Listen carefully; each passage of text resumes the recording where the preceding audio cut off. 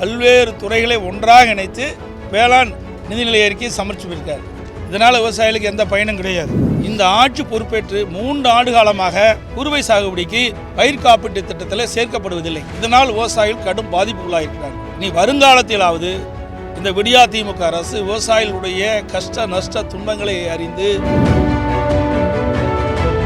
அதேபோல் குறுவை சாகுபடி செய்து பாதிக்கப்பட்ட விவசாயிகளுக்கு பயிர் காப்பீட்டு திட்டத்தின் மூலமாக அவர்கள் இடம்பெற செய்தால் ஒரு ஹெக்டருக்கு 84,000 ரூபாய் கிடைச்சிருக்கும். அந்த அளவுக்கு இவர்கள் இழப்பீட்டத்தை கொடுக்காவிட்டாலும்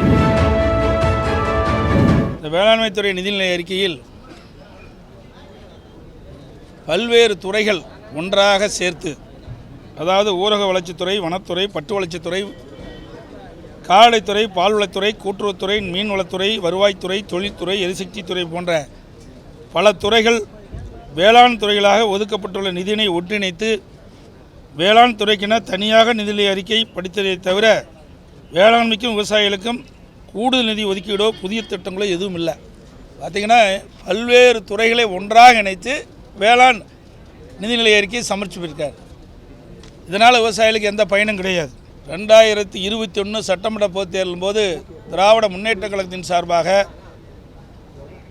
தேர்தல் அறிக்கை வெளியிட்டார். இன்றைய முதலமைச்சர் அன்றைக்கு எதிர்க்கட்சி தலைவராக இருக்கின்ற பொழுது அதில் திராவிட முன்னேற்ற கழகம் ஆட்சிக்கு வந்தவுடன் விவசாயிகளுக்கு ஒரு குவிண்டால் நெல்லுக்கு விலை 2,500 ரூபாய் வழங்கப்படும் என்று அறிவித்தார். இதுவரை வழங்கவில்லை. அதேபோல் ஒரு டன் மெட்ரிக் டன் கரும்புக்கு விவசாயிகள் உற்பத்தி செய்யப்படுகின்ற ஒரு மெட்ரிக் டன்னுக்கு ஆதார விலையாக 4,000 ரூபாய் வழங்கப்படும் என்று அறிவித்தார்கள். ஆனால் வருகின்ற நடப்பாண்டுக்கு மத்திய அரசு நிர்ணயிக்கப்பட்ட விலையோடு சிறப்பு ஊக்கத்தொகையாக 215 ரூபாய் வழங்கப்படும் என்று அறிவித்திருக்கின்றார்கள். அதே தேர்தல் நடக்கின்ற பொழுது விவசாயிகளை கவர்ச்சிகரமாக அறிவிப்பை கொடுத்து விவசாயிகள் வாக்குகளை பெற்ற பிறகு ஆட்சிக்கு வந்த பிறகு விவசாயிகளை மறந்து, விவசாயிகளுக்கு கொடுக்கப்பட்ட வாக்குறுதியை மறந்த அரசாங்கம்தான் இந்த விடியா திமுக அரசு என்பதை இன்றைக்கு விவசாயிகள் புரிந்து கொண்டிருக்கிறார்கள். அதேபோல்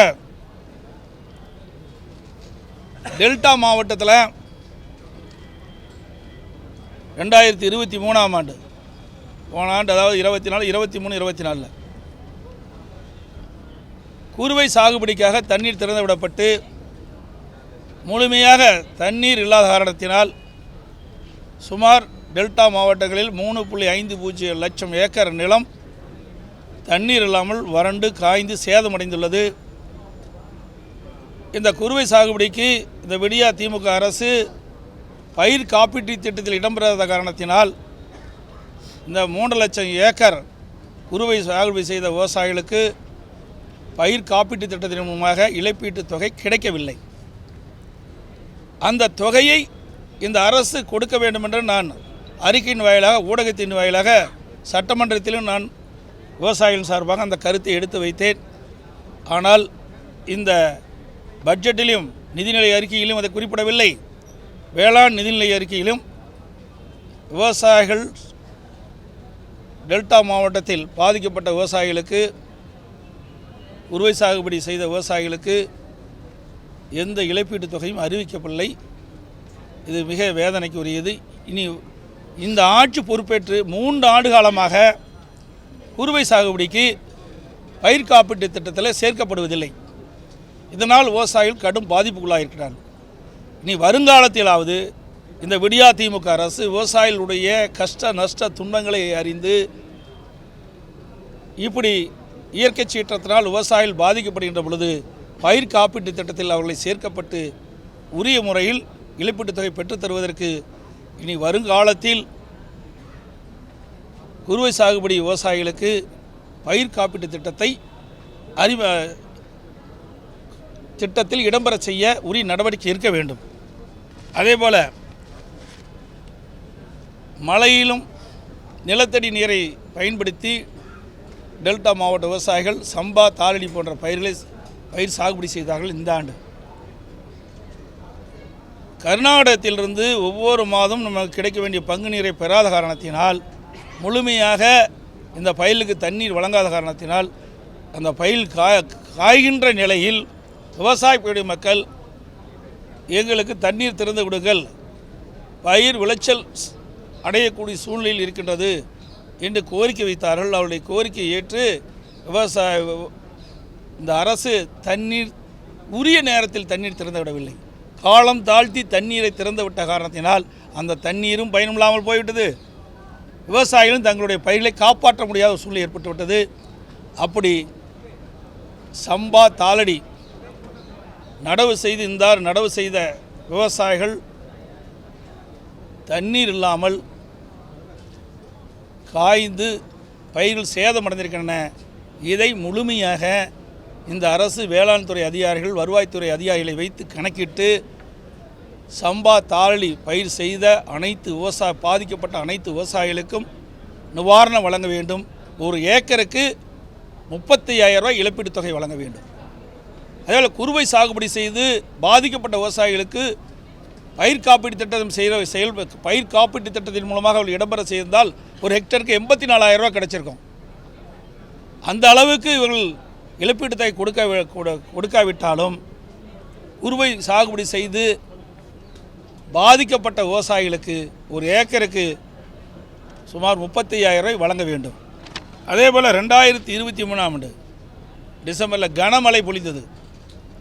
தென் மாவட்டங்களில் தூத்துக்குடி, திருநெல்வேலி, தென்காசி, கன்னியாகுமரி போன்ற மாவட்டத்தில் கனமழை பெய்து அந்த கனமழையில் இன்றைக்கு ஆங்காங்கே தண்ணீர்கள் இன்றைக்கு ஆற்றிலிருந்து அங்கே இருக்கின்ற நதியின் வழியாக விளைநிலங்களில் மணல் வந்து திட்டாக படிந்து விட்டது. அந்த மணல்களை அப்புறப்படுத்தி ஏற்கனவே விளைநிலங்கள் எல்லாம் பாதிக்கப்பட்டிருக்கின்றன.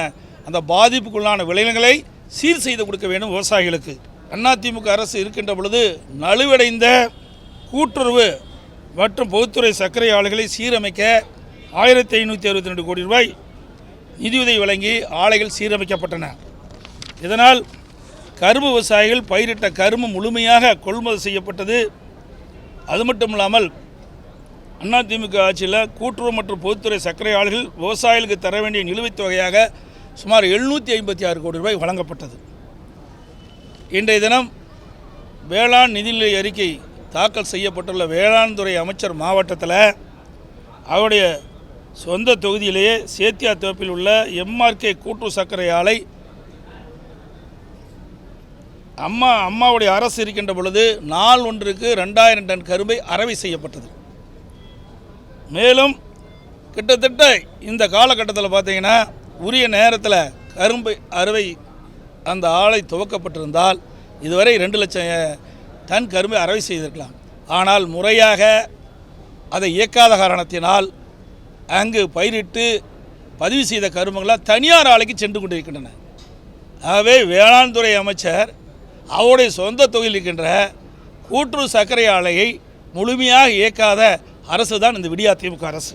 அதேபோல் கிருஷ்ணகிரி மாவட்டம் ஒசூர் நகரத்து பகுதியில் அம்மாவுடைய அரசு இருக்கின்ற பொழுது கிருஷ்ணகிரி மாவட்டம், தருமபுரி மாவட்டம், சேலம் மாவட்டத்தில் இருக்கின்ற மலர் பயிரிடுகின்ற விவசாயிகளுடைய கோரிக்கையை ஏற்று ஒசூரில் சர்வதேச ஏல மையம் ஒன்று 26 கோடியில் அமைச்சோம். ஏன்னா நம்ம இந்த 3 மாவட்ட விவசாயிகள் மலர்களை விற்பனை செய்ய வேண்டும் என்றால் பெங்களூர் சென்று தான், கர்நாடகத்தில் பெங்களூர் சென்று தான் விற்பனை செய்ய வேண்டிய நிலைமை இருந்தது. அவர்களுக்கு போதிய விலை கிடைக்காத காரணத்தினால ஒசூரில் சர்வதேச ஏல மையம் அமைக்கப்பட்டது. அந்த ஏல மையம் இன்னும் முழுமையாக செயல்படவில்லை. இது வருந்தத்தக்கது. இதனால் மலர் பயிரிடுகின்ற விவசாயிகள் கடுமையாக பாதிக்கப்பட்டிருக்கிறாங்க. இயற்கை விவசாயத்துக்கு இந்த வேளாண் நிதிநிலை அறிக்கையில் எந்த ஒரு அறிவிப்பும் கிடையாது, எந்த ஒரு நிதி ஒதுக்கீடும் கிடையாது. எல்லாமே இயற்கை விவசாயத்தை நாடி சென்று கொண்டிருக்கிறார்கள். ஆனால் இன்றைய வேளாண் நிதிநிலை அறிக்கையில் அதுக்காக எந்த திட்டமும் அல்லது எந்த நிதியும் ஒதுக்கப்படவில்லை. அதேபோல் தென்னை விவசாயிகளுக்கு எந்த முன்னறிவிப்பு எதுவுமே இதில் இடம்பெறல. அது குறிப்பாக போனீங்களா 2021 சட்டமன்ற பொதுத் தேர்தலின் போது திராவிட முன்னேற்ற கழகம் ஆட்சிக்கு வந்தால் தென்னை பயிரிட்ட விவசாயிகளுக்கு பல்வேறு திட்டங்கள் வழங்கப்படும் என்று அறிவிப்பை வழங்கினாங்க. அது ஒரு சில திட்டத்தை நான் சொல்கிறேன்.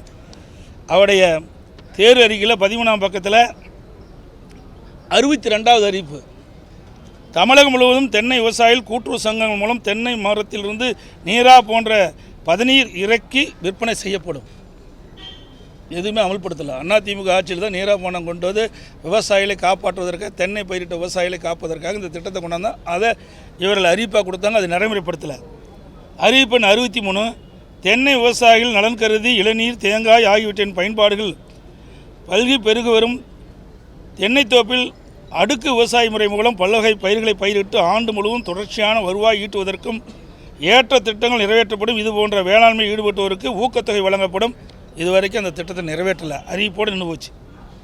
அறிவிப்பு 4, சிலந்தி நோய் மற்றும் வறட்சியால் பாதிக்கப்படும் தென்னை மரங்களும் அவ்வப்போது வருகின்ற நோய்களால் பாதிக்கப்பட்ட தென்னை மரங்களுக்கும் உரிய இழப்பீடு வழங்க அரசு அவருடைய முயற்சி செய்யப்படும் சொன்னாங்க. அதுவும் செய்யலை. அறிவிப்பு 65, பொள்ளாச்சி மற்றும் பட்டுக்கோட்டையில் தென்னை வளர்ச்சி வாரியத்தின் துணை மண்டல மையமும் ஒருங்கிணைந்த தென்னை பொருள்கள் உற்பத்தி வளாகமும் அமைத்து தரப்படும். மேலும் சேலம், பேராவணி, பட்டுக்கோட்டை போன்ற தமிழகத்தின் பல்வேறு ஊர்களில் கயிறு சார்ந்த பல்வேறு பொருட்கள் சிறு மற்றும் குடிசை தொழிலாகவும் மகளிர் சுய குழுக்கள் மூலமாகவும் தயாரிக்கப்பட்டு விற்பனை செய்யப்படுகின்றன. இவற்றை தமிழக அரசு கூட்டுறவு நிறுவனங்கள் நேரடியாக கொள்முதல் செய்து விற்பனை செய்யப்படும். அந்த அறிவிப்போடு விட்டுட்டாங்க. அறிவிப்பு 66, கொப்பரை தேங்காய்களை தமிழ்நாடு தென்னை நலவாரியத்தின் தமிழ்நாடு கோகனட் வெல்ஃபேர் போர்டு மூலம் அரசே கொள்முதல் செய்வதோடு கொள்முதல் விலையையும் அரசே நிர்ணயம் செய்யும். மேலும் தேங்காய் எண்ணெய் அரசு கொள்முதல் செய்து நியாய விலைக்கடையில் விற்க நடவடிக்கை மேற்கொள்ளப்படும். அந்த தென்னை மர விவசாயிகள்லாம் இதை நிறைவேற்ற வேண்டும் என்று அண்மையில் அறவழியில் சென்னையில் வந்து போராட்டம் நடத்தினாங்க. அதற்கும் தீர்வு காணல இந்த அரசு. இப்படி தென்னை விவசாயிகளுக்கு இந்த ஆட்சி வந்தவுடனே நான் சொன்ன அந்த அறிவிப்பில் இடம்பெற்ற நிறைவேற்றப்படும் சொன்னாங்க. அதுவும் நிறைவேற்றப்படவில்லை.